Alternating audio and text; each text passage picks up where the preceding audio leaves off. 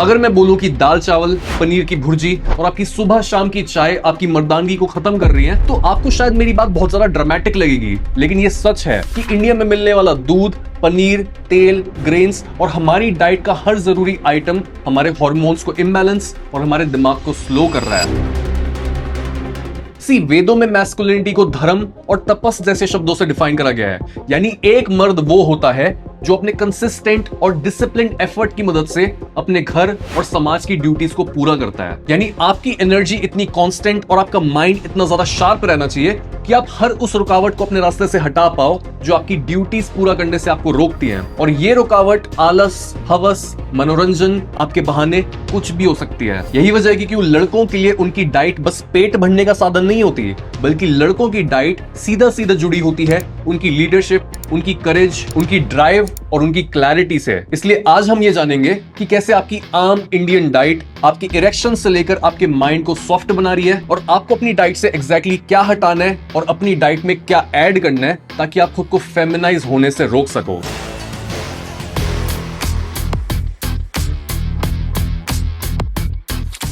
तो सबसे पहले हम ये समझते हैं कि जब हम ये बोल रहे हैं कि इंडियन डाइट लेने से मेल्स फेमिनाइज हो रहे हैं, तो इसका एग्जैक्टली मतलब क्या है। एक फेमिनाइज्ड मेल बॉडी वो होती है जहां पर एक मेल एक्सपीरियंस करता है low testosterone, high oestrogen, mood swings, fat gain, high chest to waist ratio, difficulty in gaining muscle, constant fatigue, infertility and weakened bone density. यानी एक ऐसी सिचुएशन जहां पर एक आदमी का शरीर फेमिनिन क्वालिटीज दिखाने लगता है। बट ऐसा होता कैसे है? कैसे जिन चीजों को आप इतना ज्यादा हेल्दी मानते हो वो आपको मैन बूब्स, मेंटल फॉग और वीकर इरेक्शंस दे रही हैं। देखो 1960s और 70s से पहले हर चीज सही थी।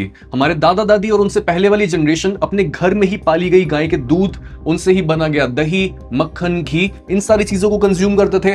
वो गुड़ खाते थे और जो वेजिटेबल्स भी कंज्यूम करते थे उनमें कोई पेस्टिसाइड या फिर फर्टिलाइजर नहीं होता था। लेकिन जैसे जैसे टेक्नोलॉजी बढ़ी तब गवर्नमेंट ने लॉन्च किया ग्रीन रेवोल्यूशन, जहां इंडियन गवर्नमेंट ने पहली बार पेस्टिसाइड्स और फर्टिलाइजर्स का इस्तेमाल करा तेजी से गेहूं और चावल की प्रोडक्शन को बढ़ाने के लिए। और इससे शॉर्ट टर्म में सबका बेनिफिट हुआ, बिकॉज अगर आप किसी तरीके से एक फसल को बहुत तेजी से बहुत ज्यादा मात्रा में ग्रो कर सकते हो तो उसका मतलब यह कि उसकी सप्लाई ज्यादा होने की वजह से वो ज्यादा अफोर्डेबल बन सकती है और ज्यादा से ज्यादा इंडियंस जो पहले भूखे सो रहे थे वो उस चीज को अफोर्ड करके अपने पेट को भर के सो पाएंगे। लेकिन लॉन्ग टर्म में लोगों की डाइट बैलेंस होने से हटकर कार्ब डोमिनेंट बन गई। जहां पहले लोगों के घरों में जब कोई खुशी का माहौल होता था, जब बच्चा पास होता था या फिर उनकी जॉब लगती थी, सिर्फ तभी घर में कोई मिठाई आती थी।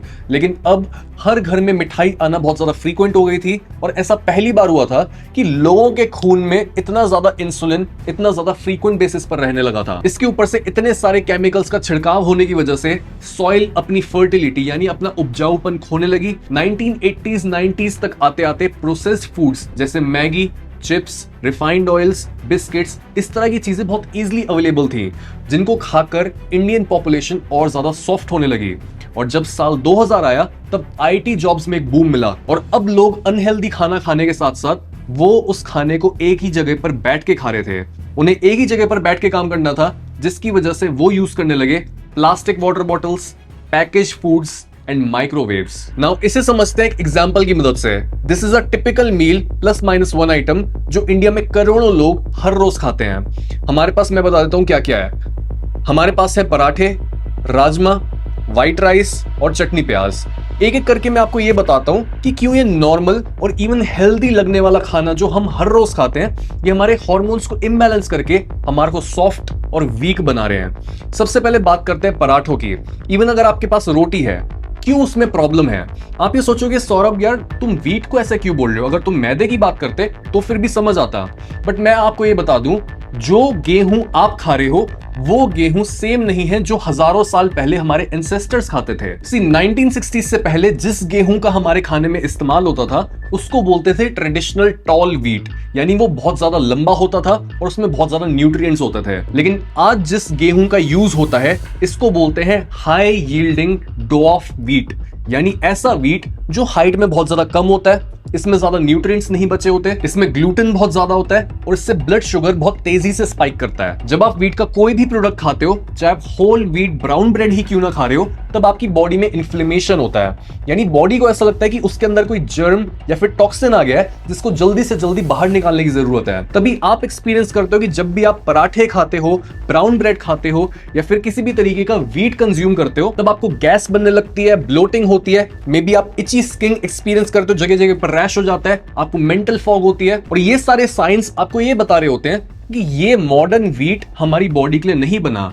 ब्लोटिंग आपको बता रही होती है कि जो आपने अपने अंदर डाला है वो डाइजेस्ट ही नहीं हुआ है। अगर आपका पेट खराब हो गया है, आपकी बॉडी आपको बता रही है कि ये जो तुमने खाया मेरे को अपने अंदर नहीं चाहिए। अगर आपका मेंटल फॉग हो रहा है, तब भी आपको ये पता है कि जो मैं खा रहा हूं एक्चुअल में वो मेरे दिमाग को फीड ही नहीं कर रहा है। और अगर आपको कोई भी व्हीट प्रोडक्ट खाते हुए जगह जगह पर खुजली होती है, रैश होता है, तब भी ये क्लियर होता है कि जैसे ही वो चीज ब्रेक डाउन होती है और वो जगह जगह पर आपकी ब्लड स्ट्रीम में जाती है, तब आपके इम्यून सेल्स वहीं पर उसको कैप्चर करके रोक देते हैं कि इस चीज को और नहीं फैलने देना। मुझे पता है आपके दिमाग में क्या चल रहा है। हर किसी के लिए इतना बड़ा चेंज अपने लाइफस्टाइल में लाना इजी नहीं होता कि मैं अपनी डाइट से रोटी, पराठे, ब्रेड और पास्ता हर चीज को निकाल दूं। इवन मुझे शुरू से पराठे इतने ज्यादा पसंद है कि मैं अपनी मम्मी को हमेशा बचपन से लेकर अब तक जब भी मेरे को अपनी डाइट पर चीट करना होता था, मैं हमेशा ये बोलता था कि मेरे लिए वो वाले पराठे बनाओ जो बहुत ज्यादा लेयर्स होती है, उसमें जब भी मैं उसको टच करूं तो उसमें कट कट कट कट आवाज आए, उसके ऊपर बटर रखा हुआ हो, साथ में शाही पनीर या फिर राजमा हो। बट जब भी मैं उसको खाता था, हर बाइट के साथ मुझे ऐसा फील होता था जैसे मेरा आईक्यू एक एक पॉइंट करके नीचे आ रहा है। बिकॉज मेरा दिमाग ही काम करना बंद कर देता था, मैं आर्टिकुलेट ही नहीं कर पाता था जो भी मेरे को बोलना होता था, और मेरे को बस घर पे आके सोना होता था। जब भी मेरे को वीडियो बनानी होती थी और मैंने पहले पराठे खाए हैं, मैं सेंटेंसेस ही नहीं फॉर्मुलेट कर पा रहा होता था। और इस चीज को डीपली समझो कि प्रॉब्लम गेहूं में नहीं है। गेहूं वो खाने से मेंटल फॉग नहीं होना चाहिए, लेकिन ये जो मॉडर्न गेहूं है, जो आजकल की वैरायटी है गेहूं की, जो कोई भी व्हीट प्रोडक्ट है, चाहे आप कोई बन खा रहे हो, चाहे आप पास्ता की फॉर्म में खा रहे हो, वो आपकी बॉडी के लिए अच्छा नहीं है और आपको उसको लिमिट करना चाहिए। इसके बाद बात करते हैं राजमा की। राजमा जैसे कोई भी लेग्यूम हो या फिर इवन कोई भी दाल हो, इनके साथ सबसे बड़ी प्रॉब्लम ये होती है कि इनमें होते हैं फाइटोएस्ट्रोजेंस। आप एक सिंपल सी गूगल सर्च करो और आपको ये पता लगेगा कि आपको किसी ने भी ये नहीं बताया कि जो भी आप ये हर रोज राजमा खा रहे हो, दाल खा रहे हो, छोले खा रहे हो, इनमें होते हैं फाइटोएस्ट्रोजेंस, यानी वो कंपाउंड्स जिनका स्ट्रक्चर बहुत ज्यादा सिमिलर होता है फीमेल बॉडी में मिलने वाले मेन सेक्स हार्मोन एस्ट्रोजन से। इस चीज पर बहुत ज्यादा डिबेट्स होती हैं। लोग ये बोलते हैं कि जो फाइटोएस्ट्रोजेंस हैं जो हमें प्लांट बेस्ड फूड से मिलते हैं, ये बहुत ज्यादा डिफरेंट होते हैं ह्यूमन एस्ट्रोजन से। और इसमें सच ये है कि हाँ, जो आपको फाइटोएस्ट्रोजेंस सोए से, किडनी बीन से या फिर किसी दाल से मिल रहे हैं, वो बहुत ज्यादा वीक फॉर्म ऑफ एस्ट्रोजन है, but nonetheless they work like estrogen in your body. और इसके साथ साथ जब भी आप राजमा खाते हो, इसके साथ एक और प्रॉब्लम ये है कि इसमें होते हैं फाइटेट्स। ये होते हैं एंटी न्यूट्रिएंट्स और ये ब्लॉक करते हैं अब्जॉर्प्शन आयरन, जिंक और मैग्नीशियम की, जो बहुत ज्यादा जरूरी होते हैं टेस्टोस्टेरोन प्रोडक्शन में। और अगर आपको ये नहीं पता तो मैं आपको बता दूं, जिंक वही न्यूट्रिएंट होता है जो हमारे फैट सेल्स में मौजूद एंजाइम अरोमाटेज को ब्लॉक करता है। ये वही एंजाइम होता है जो टेस्टोस्टेरोन को कन्वर्ट करता है एस्ट्रोजन में। यानी अगर आप अपनी डाइट में राजमा या फिर किसी दाल को अपना मेन प्रोटीन सोर्स बनाकर बैठे हो और आप ये सोचते हो कि इसको खाने से मैं बहुत ज्यादा स्ट्रांग बनूंगा, मेरी मसल्स बढ़ेगी और मेरा टेस्टोस्टेरोन बढ़ेगा, तो ऐसा नहीं है। इस तरह की चीजें खाने से आपकी बॉडी में जिंक की अब्जॉर्प्शन ब्लॉक हो जाएगी और आपके टेस्टोस्टेरोन की प्रोडक्शन धीमी हो जाएगी। और अगर हम यहाँ पर राइस के बारे में बात करें तो इस व्हाइट राइस को पॉलिश करा जाता है, जिसके बाद इनमें ज्यादा विटामिन्स, न्यूट्रिएंट्स और मिनरल्स नहीं बचते हैं। अगर आपने बॉडी बिल्डर्स को खाते हुए देखा हो कि यार ये राइस और चिकन ले रहे हैं, ये राइस और पनीर ले रहे हैं, तो इसका मतलब ये होगा कि राइस तो हेल्दी है, बट ऐसा नहीं है। न्यूट्रिएंट वाइज राइस न्यूट्रल होते हैं। और इसमें एक नेगेटिव चीज ये होती है कि जस्ट बिकॉज इनमें से फाइबर निकाल दिया जाता है, तो जैसे ही आप राइस खाते हो तब एकदम से आपका ब्लड शुगर स्पाइक करता है। हाई ब्लड शुगर होने की वजह से बॉडी इंसुलिन रिलीज करती है, जिससे हमारा फैट स्टोरेज बढ़ता है। और जब बॉडी में फैट बढ़ने लगता है तब फैट सेल्स में मौजूद एंजाइम अरोमाटेज टेस्टोस्टेरोन को एस्ट्रोजन में कन्वर्ट करना शुरू कर देता है और आपकी बॉडी बनने लग जाती है वीक और आपका माइंड बनने लग जाता है स्लो। सो अगर आपने अपने शरीर को मजबूत और दिमाग को तेज बनाना है तो वे आम इंडियन डाइट खाकर नहीं हो पाएगा। तो क्वेश्चन ये है कि फिर हम खाएं क्या। अब बात करते हैं कैसे डाइट प्लान की, जिसका फोकस होगा आपकी मैस्कुलिनिटी को बढ़ाना और आपके दिमाग को तेज करना। सी आयुर्वेद ये बोलता है कि अगर आप अपनी रिप्रोडक्टिव पावर को बढ़ाना चाहते हो तो आपको अपने शुक्र धातु को बैलेंस करने की जरूरत है। और इसके लिए जैसे आप सुबह उठते हो, आपके दिन की शुरुआत होनी चाहिए एक कोसे पानी के कप से, जिसमें आप डालोगे लेमन, पिंक सॉल्ट और ब्लैक पेपर। ये मदद करता है आपकी बॉडी को एल्कलाइन बनाने में, आपके कॉर्टिसोल को कम करने में, जो आप एस्ट्रोजन मिमिकिंग कंपाउंड्स कंज्यूम कर लेते हो जाने अनजाने में, उनको फ्लश आउट करने में, और आपके डाइजेशन को इंप्रूव करने में, ताकि जो भी फैट्स, प्रोटीन्स और माइक्रो न्यूट्रिएंट्स आपकी बॉडी को चाहिए होता है टेस्टोस्टेरोन को बढ़ाने के लिए, आप उन न्यूट्रिएंट्स को खाने से प्रॉपर्ली अब्सॉर्ब कर पाओ। इसके बाद ब्रेकफास्ट में आप खाओगे बाजरे और बीटरूट का बना cheela made in ghee with homemade dahi and sauteed vegetables. यहाँ पर बाजरे यानी मिलेट पर हम फोकस इसलिए कर रहे हैं बिकॉज ये एक ऐसी क्रॉप है जिसमें फाइबर बहुत ज्यादा होता है। इसका ग्लाइसीमिक इंडेक्स यानी कितनी तेजी से एक खाने की चीज आपके ब्लड में शुगर को रेज करती है, वो बहुत कम होता है। ये ग्लूटेन फ्री होता है और इस क्रॉप को ग्रो करने के लिए कोई ज्यादा पेस्टिसाइड्स या फिर फर्टिलाइजर्स की जरूरत नहीं पड़ती है। इसके बाद स्नैक में आप लोगे ashwagandha powder in locally source milk with nuts and pumpkin seeds. यहाँ पर लोकली सोर्स मिल्क लेना इतना ज्यादा जरूरी है बिकॉज जब भी आप कोई पैकेट वाला दूध लेते हो जिसकी हर जगह पर एडवर्टाइजिंग होती है, पता आपको वो बनता कैसे है? वहां पर रखी गायों को पूरे साल प्रेग्नेंट रखा जाता है और एंड तक आते आते जो लास्ट ट्राइमेस्टर होता है काऊ का प्रेगनेंसी के दौरान, वहां पर उनका एस्ट्रोजन इतना ज्यादा हाई होता है और वो सारा एस्ट्रोजन आता है दूध में। और एस्ट्रोजन के बारे में मैं आपको एक फैक्ट बताता हूँ, एस्ट्रोजन इज फैट सोल्यूबल। तो जो भी उस दूध से बना घी, बटर, दही, चीज, कोई भी प्रोडक्ट होता है उसमें और ज्यादा एस्ट्रोजन मौजूद होता है। और ये फाइटो एस्ट्रोजन नहीं है जो दालों में या फिर किडनी बीन्स में था, जहां पर आप एक सेकंड के लिए कोई डिबेट भी कर सको कि this is different from human estrogen. This is the exact estrogen जो आपकी बॉडी में आते ही, एक मेल की बॉडी में आते ही आपके हार्मोन्स को पूरा डिस्टर्ब कर देता है। और लास्ट ट्राइमेस्टर का जो दूध होता है काऊ का, जो पूरे साल प्रेग्नेंट रहती है, उसमें लगभग 33 गुना ज्यादा एस्ट्रोजन होता है as compare to a normal cow. 33% नहीं, 33 गुना। That's why as a man you need to make sure कि जहां से आप अपना मिल्क सोर्स कर रहे हो वो एक लोकल फार्म है और वहां पे मौजूद काउस को पूरे साल जबरदस्ती प्रेग्नेंट नहीं रखा जाता। इसके बाद लंच में आप लोगे 3 to 6 whole free range eggs. और अगर आपका कोई धार्मिक रीजन है जिसकी वजह से आप एग्स कंज्यूम नहीं कर सकते, दैट्स ओके, आप इसको रिप्लेस कर सकते हो पनीर या फिर किसी और चीज से। बट अगर आप एग्स खा सकते हो लेकिन फिर भी आप चूज कर रहे हो कि आपको एग्स नहीं खाने हैं, तो मैं आपको ये बता दूं, as a man you are making a mistake because eggs are like nature's multivitamin. और आपकी बॉडी को टेस्टोस्टेरोन बनाने के लिए जो रॉ मटेरियल्स चाहिए होते हैं, चाहे वो हो कोलेस्ट्रॉल या फिर सैचुरेटेड फैट या फिर कोई इंपॉर्टेंट विटामिन, हर चीज आपको एग्स से मिल सकती है। लोगों में डर डाल दिया गया है कि अगर आप एग्स को कंज्यूम करोगे तो आपका कोलेस्ट्रॉल बढ़ जाएगा या फिर आपको पता नहीं कितनी सारी हेल्थ प्रॉब्लम्स होंगी, बट ऐसा कुछ भी नहीं होता। अपने पीक में जब मेरे को श्रेड करना था और एब्स निकालनी थी, तब मैं एक ऐसे प्रोटीन सोर्स को सर्च कर रहा था जिसमें ज्यादा फैट ना हो, और मेरे को चिकन भी नहीं खाना था, मेरे को वे प्रोटीन भी पसंद नहीं था, तो मैंने रिलाई किया एग्स पे। मेरे पीक में मैं पता है कितने एग्स खाता था? I used to eat the entire tray. 30 के 30 एग मैं एक दिन में खाता था। उसमें से 6 to 8 होल एग्स होते थे और बाकी सारे एग व्हाइट्स होते थे। ऑफ कोर्स उससे डाइजेशन की ऐसी तैसी हो जाती थी, लेकिन मैं आपको ये बताना चाह रहा हूँ कि your body can tolerate that.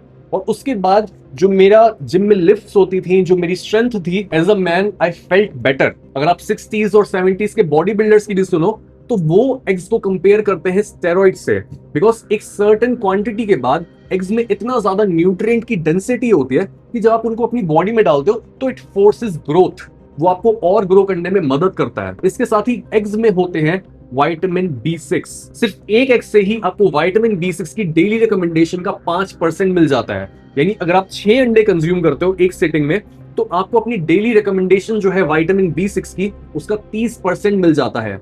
और विटामिन B6 वो न्यूट्रिएंट है जो आपके प्रोलैक्टिन को कम करता है और आपके लिबिडो को बढ़ाता है। आपने नोटिस करा होगा कि जब भी आप इजैकुलेट करते हो तब राउंड 1 से राउंड 2 तक पहुंचने के बीच में थोड़ा गैप होता है।